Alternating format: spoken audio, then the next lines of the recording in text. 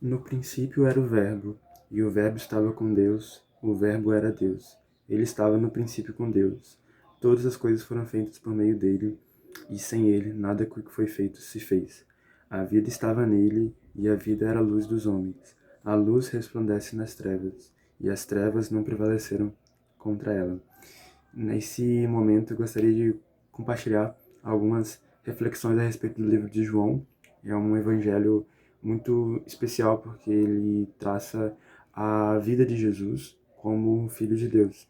Então, ele já inicia falando que Jesus estava no princípio. João, por ser judeu, certamente se referia aqui àquilo que foi escrito no Gênesis. No princípio criou Deus os céus e a terra. Mas aqui, João reescreve Gênesis com o olhar de Cristo. Então, o verbo, ou a palavra, muitas versões trazem como verbo também, a palavra que é do grego logos. Então, João, além de ser judeu, também se comunicava com a filosofia grega, que dizia o logos ser essa substância primordial, aquilo que deu origem à vida. E Jesus, sendo esse verbo, é aquele que iniciou a todas as coisas. O verbo estava com Deus, o verbo era Deus. O verbo tem a sua participação divina, o verbo também é Deus. Assim como João, ao longo de todo o seu evangelho, vai traçar aqui a divindade de Jesus. Todas as coisas foram feitas por meio de Jesus, o verbo encarnado, e sem ele, nada que foi feito se fez. A vida estava nele, e a vida era a luz dos homens. A luz resplandece nas trevas, e as trevas não prevaleceram contra ela. O livro de João vai também trazer um grande contraste entre a luz e as trevas. Não como um dualismo ou como um maniqueísmo, que são algumas das filosofias correntes daquele momento, não, mas para dizer que, em contraste ao mundo que jaz maligno, ao mundo caído, existe a luz, existe a vida que Jesus vem trazer para nós, e nós temos acesso a ela.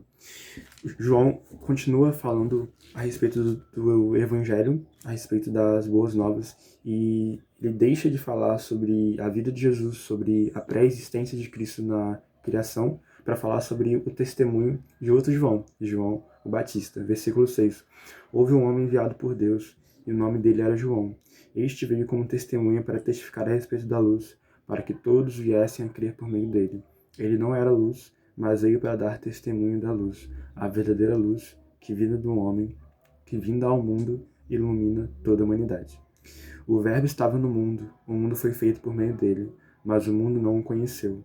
Veio para o que era seu e os seus não o receberam, mas a todos quanto receberam, deu-lhes o poder de serem feitos filhos de Deus, a saber, aos que creem no seu nome, os quais não nasceram do sangue, nem da vontade da carne, nem da vontade do homem, mas de Deus.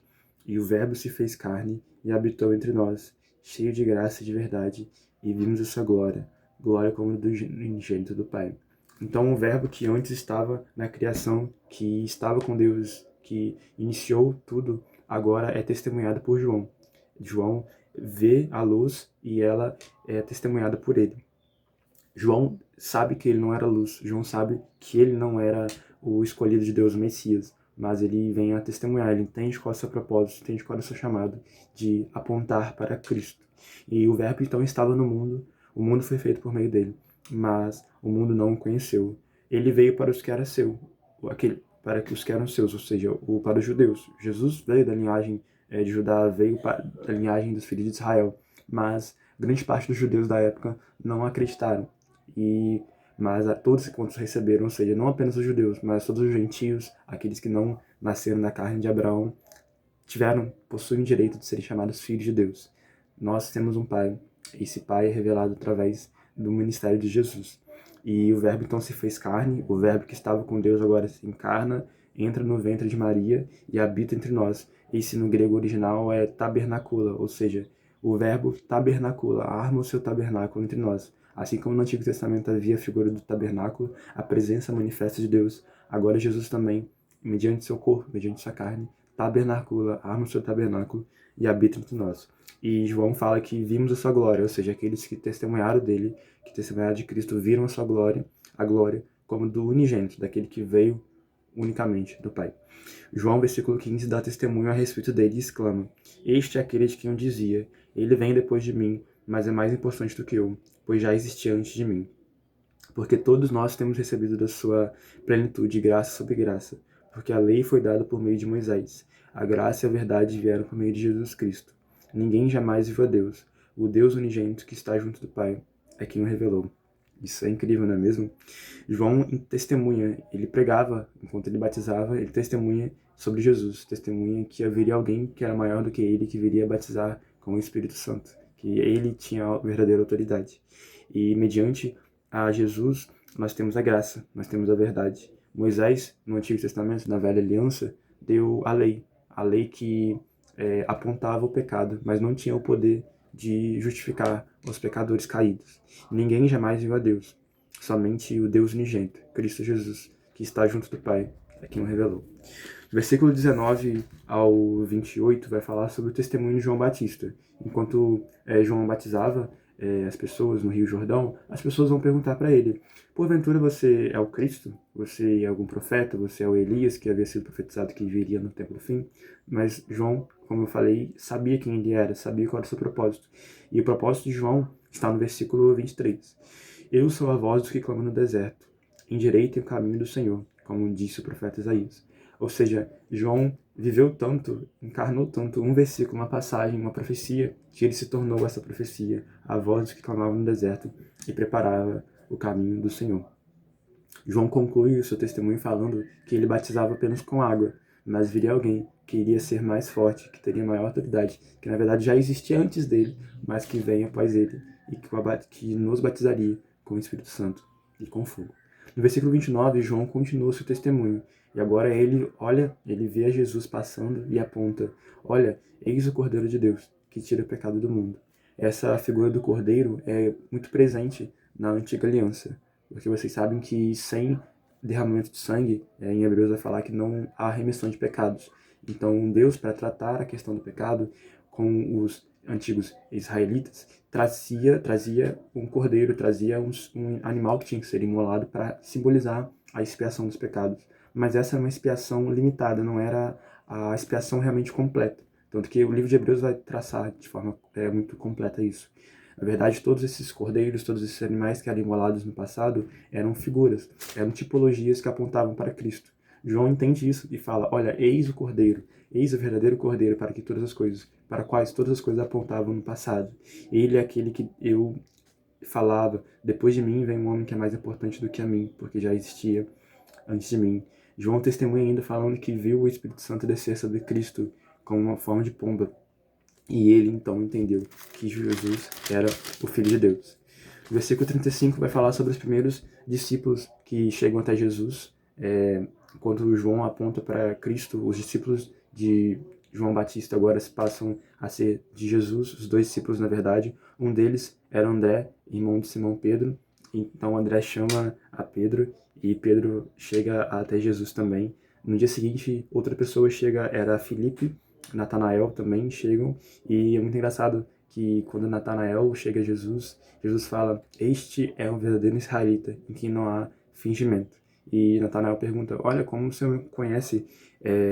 E Jesus vai falar que ele já havia visto ele na figueira, ou seja, Jesus já o conhecia. E Natanael então disse que Jesus era o Deus, era o Filho de Deus, Rei de Israel. E Jesus vai falar uma célebre frase: nossa, você se surpreende porque eu falo isso. Você vai ver coisas maiores do que essas. Você vai ver os céus abertos e os filhos e os anjos de Deus subindo e descendo sobre o Filho do Homem, sendo também uma figura daquilo que aconteceu no Antigo Testamento, no qual Jacó, ao a se deitar sobre uma pedra, tem essa visão de uma escada, e nessa escada descia os anjos dos céus e subia também. E essa é uma figura que apontava para Cristo. E Jesus aqui fala para os seus discípulos Natanael. No capítulo 2, vai falar sobre o primeiro sinal de Cristo. O Evangelho de João tem a sua peculiaridade. Diferente dos outros evangelhos, João traça os milagres de Cristo como sinais. Sinais que apontavam para a divindade de Cristo. E João divide em 7 sinais. O primeiro sinal é esse que está no capítulo 2, da transformação da água em vinho no casamento de Caná da Galileia. Eu não vou ler aqui porque o tempo não permite, mas como vocês devem conhecer a história, Jesus é chamado pela sua mãe a um casamento em Caná da Galileia e lá o vinho acabou. Então Maria, por ser familiar da família que estava realizando o casamento chama Jesus, ela certamente já conhecia os poderes, já conhecia a autoridade de Cristo, e fala: olha, a gente tem que fazer alguma coisa, o vinho acabou. E é uma grande vergonha para a família do noivo não ter vinho para celebrar a festa, que durava muitos dias na época. Então Jesus chama os empregados, os servos, e enchem 6 potes de pedra, na verdade, que eles usavam para fazer as purificações cerimoniais de água. E lá eles colocam 100 litros em cada um de água, e milagrosamente a água se transforma em vinho. E quando o mestre de cerimônia, o responsável pela festa, é chamado, ele fala: olha, vocês fizeram algo diferente, porque todas as pessoas colocam primeiro o vinho bom, e depois que as pessoas estão embriagadas, servem os vinhos ruins. Mas você fez o contrário. Jesus aqui realiza o seu primeiro sinal, ele manifesta sua glória, para fazer com que todos cresçam nele e estabelecer um princípio, o de que no casamento em que Cristo está presente, as coisas vão melhorando. A felicidade é perpétua, não quer dizer que as coisas vão bem todas as vezes, mas a tendência em que Cristo está na casa é que nós vamos ser transformados de glória em glória, a cada vez mais próximos dele, e nós temos plenitude de alegria em sua presença. No versículo 13 ao 22, Jesus purifica o templo. Na verdade, João aqui coloca no início do seu evangelho a purificação do templo, o episódio que Jesus entra no templo e tira os cambistas, tira os vendedores, mas os outros evangelhos colocam essa passagem no final do seu ministério. Então, independentemente de ter sido antes ou depois do seu ministério, João deve ter colocado aqui para colocar algum significado, porque tinha algum sentido para ele, de que Jesus tem o zelo da sua casa, o zelo da casa do Pai, consome a Cristo, e ele aqui purifica ao templo, purifica aquilo que era para ser um lugar, uma casa de oração. No versículo 23, vai falar sobre Jesus conhecendo as pessoas viam a Cristo fazendo sinais e queriam ver mais sinais, mas Jesus não confiava nelas, porque ele sabia o que havia no interior delas e que muitas pessoas ainda não tinham crido nele. No capítulo 3 está a célebre visita de Nicodemos a Jesus. Nicodemos era um grande fariseu, mestre da lei, e ele se encontra com Jesus à noite, talvez para não dar nenhuma discussão, para não dar nada, nenhum burburinho, né, na época. Então ele fala com Jesus: mestre, sabemos que o Senhor é mestre em Israel. Rabi, sabemos que o Senhor é mestre em Israel. E veio da parte de Deus. Porque ninguém faz essas coisas que o Senhor faz se Deus não estiver com ele. Jesus vai logo diretamente ao ponto que Nicodemos queria falar com ele. Em verdade, eu lhe digo que se ninguém nascer de novo, não pode ver o reino de Deus. E Nicodemos pergunta: nossa, como que alguém pode nascer de novo já sendo velho? Poderia eu entrar no ventre da minha mãe novamente? E Jesus vai falar que aquele que não nascer da água e do Espírito não pode entrar no reino de Deus. Aquele que é nascido da carne é carne, mas o que é nascido do Espírito é Espírito. E Jesus aqui vai traçar um grande mandamento, um grande princípio da nova aliança, daquilo que Jesus vai trazer pra gente, que é a importância de nós nascermos de novo. Uma vez que nós nascemos em pecado nós somos concebidos, é necessário nós nascermos de novo no Espírito e na água, para assim nós podermos ter acesso ao reino dos céus. Jesus vai continuar falando sobre essa obra salvadora. O versículo 16 vai falar que Deus amou o mundo de tal maneira que deu o seu Filho unigênito, para que todo aquele que nele crê não pereça, mas tenha vida eterna. Jesus vai ainda falar que aquele que não crê nele já está condenado, mas aquele que crê nele tem a vida eterna. Assim como a serpente no Antigo Testamento foi erguida por Moisés, para que todos aqueles que olhassem para ela, crescem no poder de Deus, fossem curados das serpentes abrasadoras, Jesus também era necessário que ele fosse levantado aos céus, aqueles que o crescem, o recebessem também a vida eterna. No versículo 22 vai falar sobre a contenda entre os discípulos de João Batista e os discípulos de Jesus. Muitas pessoas vão falar versículo 26, e foram até João e disseram: mestre, aquele que estava com o Senhor no outro lado do Jordão, do qual o Senhor deu o testemunho, está batizando, e todos vão até ele. Aqui parece um espírito de contenda, algo que viria trazer inimizade, mas João, alguém que conhecia Deus, disse: ninguém pode receber coisa alguma se não for lhe dada do céu. João sabia o seu lugar na missão de Deus. Ele brilhou até o momento, ele teve o seu chamado até um determinado período, mas uma vez que Cristo se manifestou, é necessário que ele crescesse e João diminuísse. E aquele que tem a noiva é o noivo, versículo 29. O amigo do noivo que está presente e o escuta se alegra muito por causa da voz do noivo, pois essa alegria já se cumpriu em mim. No versículo 31, para concluir essa reflexão, esse estudo de 3 capítulos, vai falar é sobre aquele que vem das alturas está realmente acima de todos. Quem vem da terra é terreno e fala da terra. Quem veio do céu está acima de todos. E aqui não tem muita clareza se é João falando ou se é Jesus. Pode ser que seja João, porque no diálogo anterior foi João que o disse, mas é algo que Jesus falaria também, algo muito parecido. Então existe essa dúvida, mas independentemente de quem tenha sido falado ou não, a verdade está escrita, versículo 34.